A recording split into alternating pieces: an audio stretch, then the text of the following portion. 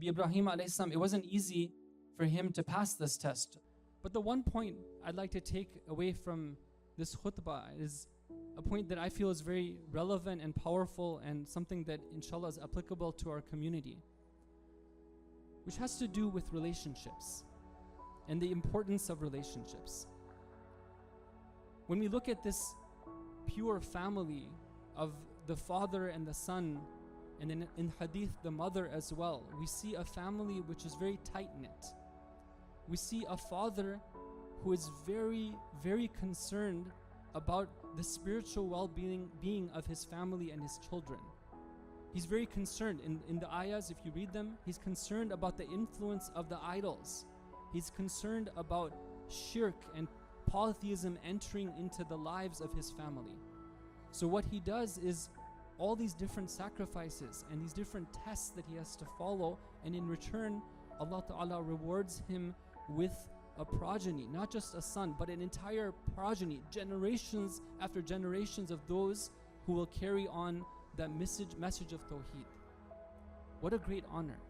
If you look at what people who study human behavior say, they say that what is it that contributes towards well-being?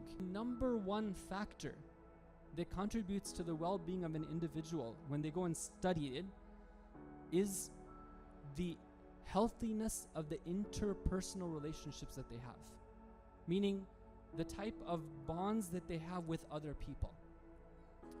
And unfortunately, we're living at a time where society is pushing us away from these types of relationships. What is the typical discourse in the Western society? It says that you do what you want when it comes to your relationships. You draw your own boundaries.